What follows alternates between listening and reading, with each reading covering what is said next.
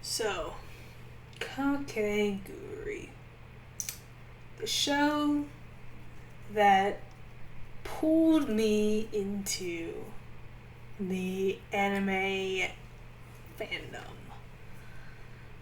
Before Kakegurui, I had only really seen Pokemon and Yu-Gi-Oh! And those don't really count as anime. I mean, they are anime, but they're so mainstream that they might as well be just like regular shows. But not really anime. I mean, they are, but they aren't. Like Pokemon, Yu-Gi-Oh! Those are two shows that a lot of people grew up with. And they're not necessarily just anime fans. But this show, otherwise known as the Compulsive Gambler, is an interesting show. Now, for a while, I wasn't too big of a fan of anime. I just never got really into it. I tried multiple times, and I just couldn't find one that I really liked. And then one day on Netflix, I stumbled across a show called Kakegurui. A show that has a really hard name to pronounce if you don't speak Japanese, and has a really interesting concept. The idea of the compulsive gambler. A person so addicted to gambling that it takes over their lives. And in this universe of Kakegurui, gambling is what decides who may live and who will die. Not literally. Well, sort of literally. It's more so it determines the hierarchy of the academy. And basically, it centers around this really crazy character called Yumiko Jabami. Now, Yumiko Jabami is new to this academy. And she is here to basically wreak havoc. And they don't know it yet, but basically Yumiko is going to ruin the entire system that the academy put into place. Hirikau Academy. So there are going to be spoilers in this video. I'm just going to talk all about what I love about Kakegurui and the amazing show that it is. It honestly is probably one of the better shows for a non-anime watcher to watch because it's fast-paced, it's really good, the visuals are appealing, and the English dub, if you are wanting to watch an English dub anime, is really good. It's not terrible. It's honestly just as good as the subbed version. Now, I will preface to say, the way that I watch anime or any foreign show or movie is that I will watch the dubbed first and then the native version, because then I get the idea of the show, I understand the main premise, and then I can rewatch it in its native tongue to understand how it was originally supposed to be portrayed. And the other reason why I do this is because I have attention deficit disorder, okay? And I often have to multitask in order to watch the show. Because I can't just sit there and watch the show. I have to do other things. That's why I very rarely will watch the subbed version. Unless the dub is really bad, I will stick with the dub for the first time. it's just a lot easier, and especially with Kakegurui, this show is so chaotic that it's kind of better to watch it in the language that you know best, because it's so confusing anyways. Like, even in Japanese, like, even in English, it is really crazy and really confusing. Like, it's probably, I don't know, I haven't watched a lot of anime. I have watched more, like, Kakegurui was the first anime that I watched, like, from start to finish. And then, since then, I have seen, like, Little Witch Academia, Naruto, the first, like, the main show, Death Note, Parasite, Your Lie in April, and a bunch of other ones. Not a full roster. I might link my my anime list down below for those of you who are interested, because I don't put the specific dates because I never remember when I start or finish it, but I will put the shows when I complete them, and I'll give them a rating. Now, with me personally, I like to give like point ratings rather than whole ratings, because I feel like giving it a 7.1 is a lot more specific than just giving it a 7 or a 9 or a 10.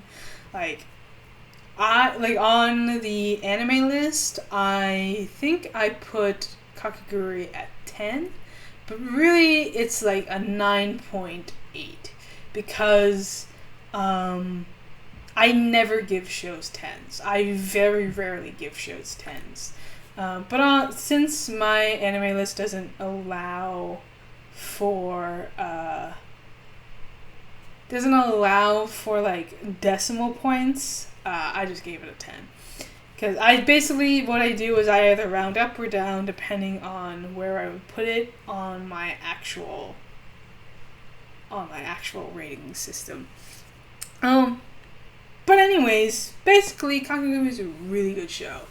It maintains the beat all the way through, from beginning to end, up until the very last episode, where it leaves you on a cliffhanger. And there isn't a season 3 yet. I hope there is a season 3, because it is so good, and it leaves you on a cliffhanger, and it's like, gosh, I know that there is a manga, but I don't really like to read the manga, especially with a show like this, where it probably will end up getting a season 3, and I don't want that to be spoiled by reading the manga.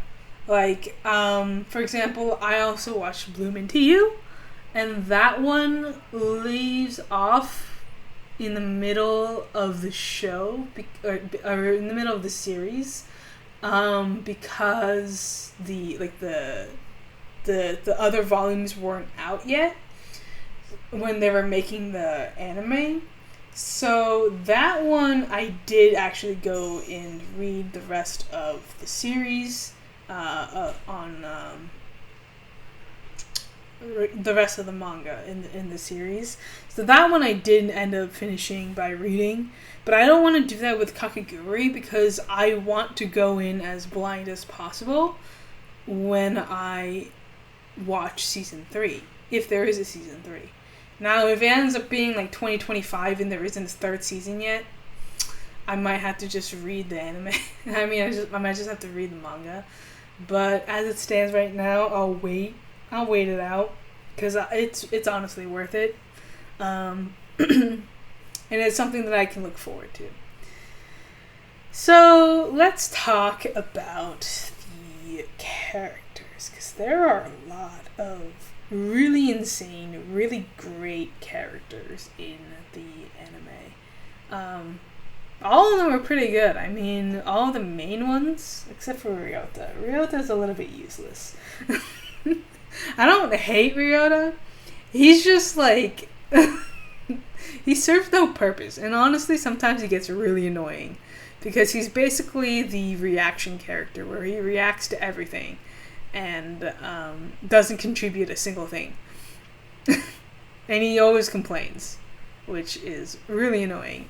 I like the voice actor. I just don't like him. So he's not a favorite of mine. In fact, I will actually link a tier list down below. I made a tier list consisting of all of the anime characters in Kakegurui, and I ranked them. So I'll leave that in the description down below, just like I did with the One Tree Hill video. So yeah. Now my favorite characters. Honestly, it's a toss-up between Mary and Yumiko. It's rare for me to have the protagonist be my favorite character, because oftentimes I lean towards the sidekicks, or like really just characters that really catch my eye. And it's not always the protagonist that ends up being on my top, like, 5 lists or whatever. But with Kakegurui, it's different because Yumiko is such a central part of the show. I mean, of course, protagonists usually are, but in this case, it's even more because she's just so chaotic, and her personality is honestly what really makes this show so good. Because she never skips a beat. She's also a bit mysterious. Like, her morals are not necessarily just one-to-one, black and white. Like, it's not really straightforward.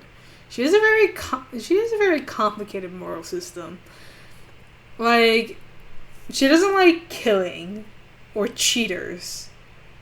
But cheating gives her this thrill.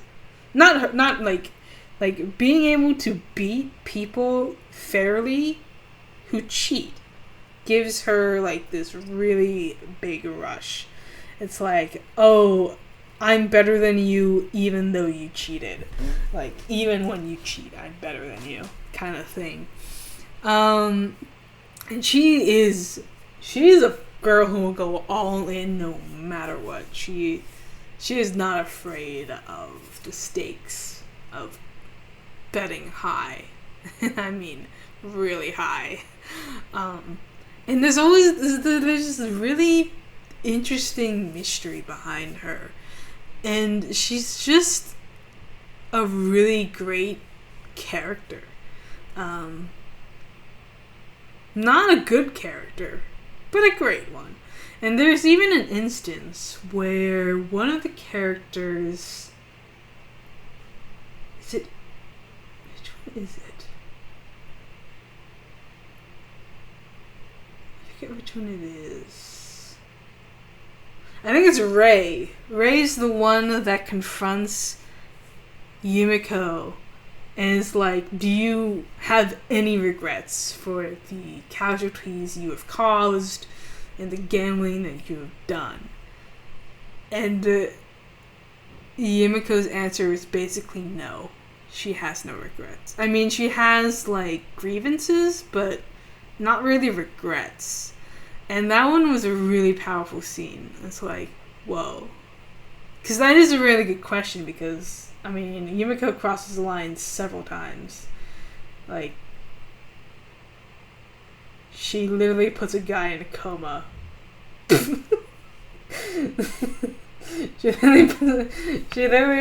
Okay, so basically at the end of the season 1 finale, at the end of season 1, there's this really big matchup between Kaede and Yumiko, and they're betting basically everything that they have. To the point where they both, well, Yumiko bets Itsuki's life, and Kaede bets his own life.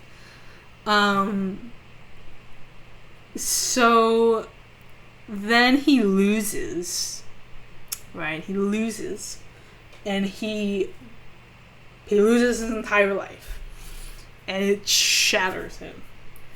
And that's a moment where it's like, I mean, he accepted the gamble and everything. But the question is, like, how far? Where is the line between how far Yumiko will go? Like, is there a line for her to be like, no, I'm not going to gamble this? And honestly, there is kind of a line. Because there is one episode where she's playing with, what's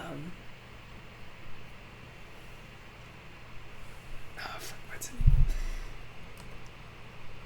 Oh God, I'm blanking. Why am I blanking?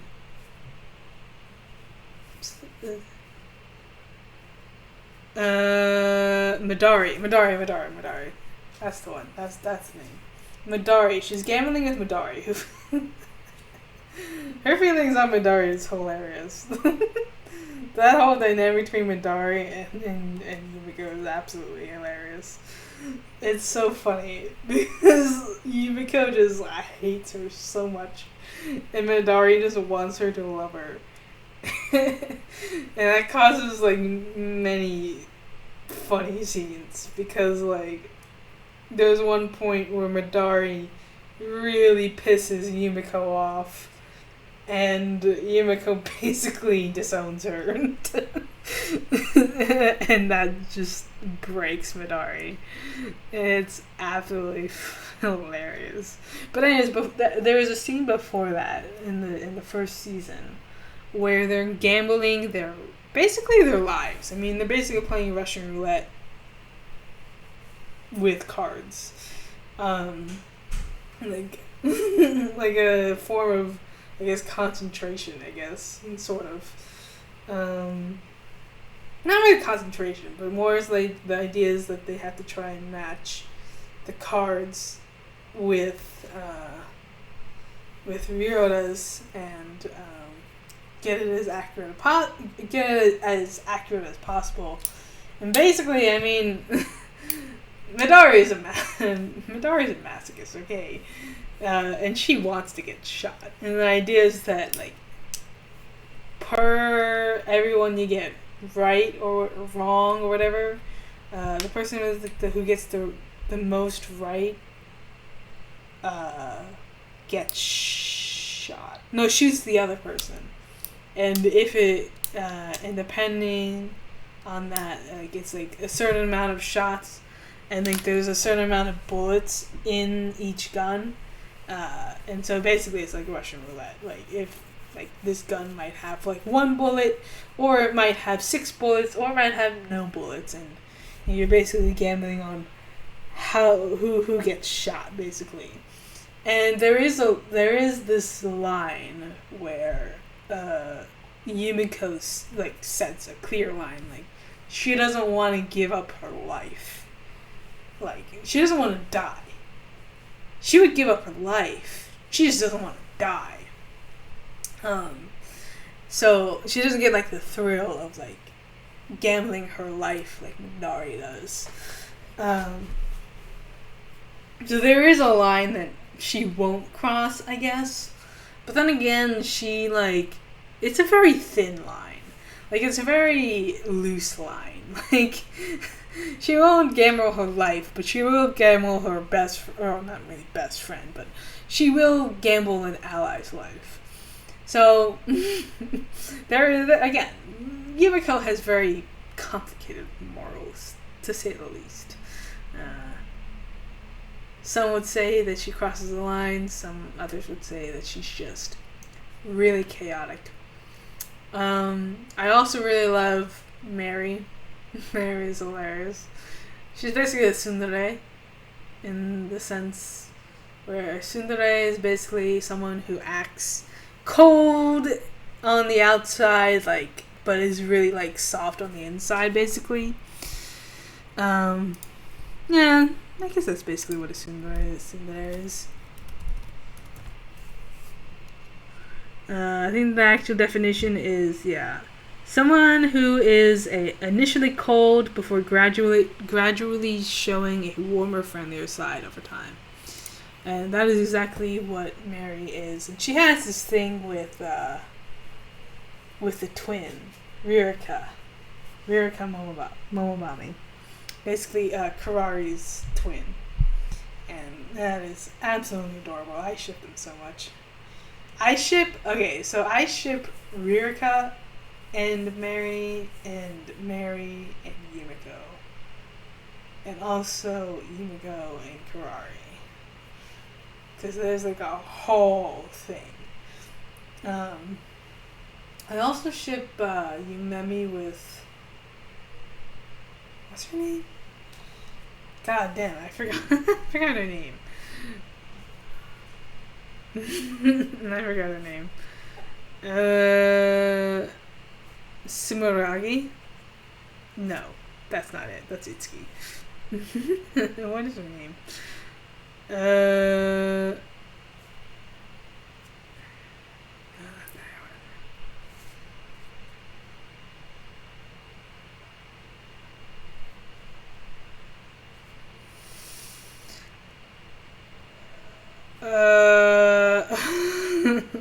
don't remember.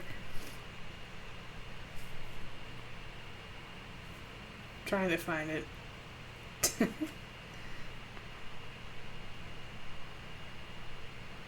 Yeah, I don't remember her name. Oh god.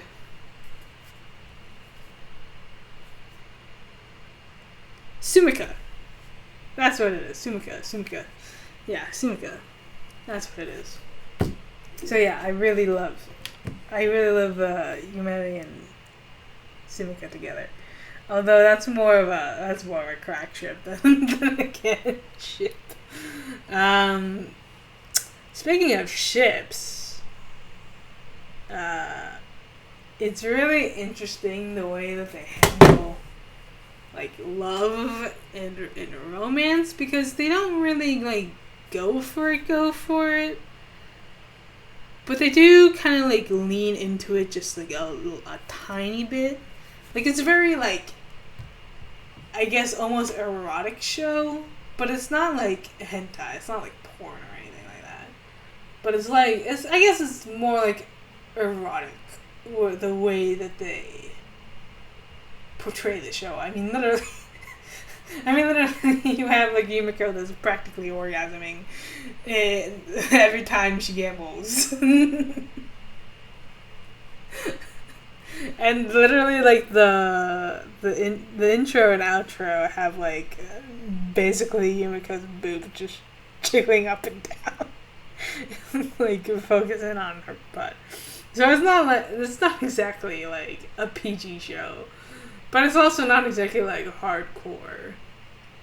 So it kind of like, there's not really like romance, but this like, I don't know how to describe it, like attraction, I guess. It's kind of different. Like it's not really a show where you have like romantic ships necessarily. I mean, you have ships, but it's kind of different from like other shows where you would have like clear on like crushes and dates and everything like that. I mean, all of the characters' feelings are very complex anyways.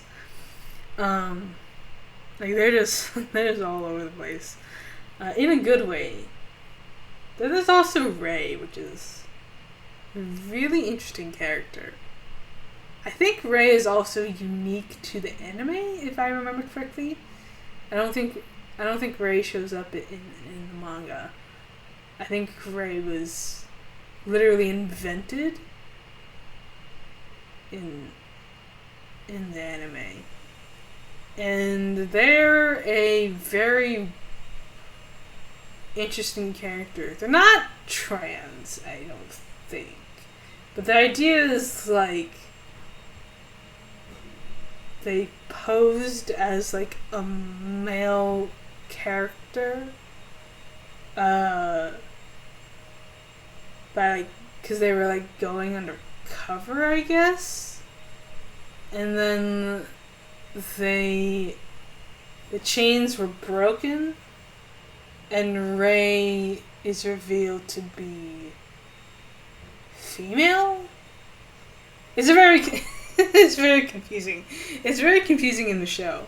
They're not a trans character. I would describe them as maybe more like possibly genderqueer, I think, or gender fluid, I guess. They're not trans, but they're not necessarily male or female either. They use like she pronouns like after after Rei loses to Yumiko, and they become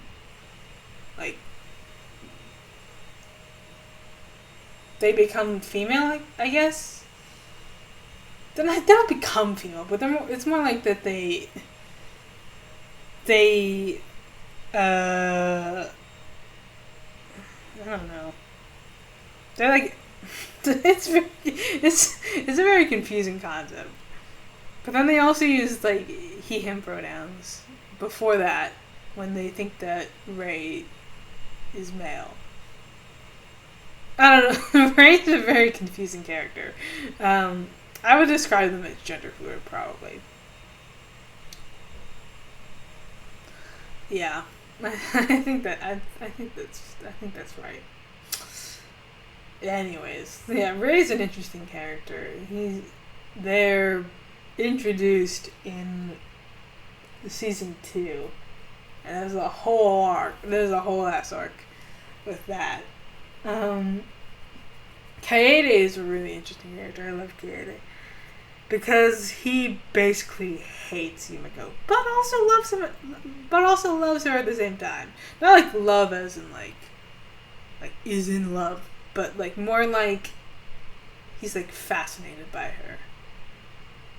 He sees her as like a viable opponent, I guess. And then there's also Karari, who is very, very interesting. Very complex. This show has a lot of complex characters. Not really one that you can just describe like that. Also, the whole gambling thing is really interesting. I mean, of course, it's all set up. So, like, there's not really a time where Yumiko is, like, in danger of losing. Although she does lose it a couple times. In fact, she goes into debt, like, the 3rd episode. So there are instances where she does lose, but it's kind of like, I mean, she's the protagonist, so of course she's gonna have a lot of wins. She's a very good gambler. I guess she's a very good, she's very good at remembering things and like paying attention of the small details. And there's one instance where they mention her sister, which is really interesting. Because the whole idea is that the Jabami family is just nuts over gambling. And her sister basically does what Kaede does and gambles her life and ends up losing and is hospitalized, basically. And then it's very rarely addressed ever again, except at the last episode where they're like, where they're talking about Rei and Yumiko's sister. And they have a thing. Not really like a thing, but more like Yumiko's sister took care of Rei. I think, again, the show is very confusing, but also really good at the same time. I just love Kakegurui. It is still probably one of my favorite animes, even after watching more. There's still a lot that I need to like get to though. There's some that are really long though, like Attack on Titan, and Fullmetal Alchemist, and Hunter x Hunter, and there's shows that I've tried to get into, but for some reason they're just not clicking with me, and I don't know if I just don't. It's just not my thing. But I keep trying because I wanna get through a bunch of anime. In fact, my Netflix is covered in anime right now, and it's Squid Game. But that's for another video. Anyways, I hope you guys enjoyed, and I'll see you guys next time. Let me know what you guys think of Kakegurui down in the comments below. And I'll see you guys next time. Peace out, guys. It's been a blast.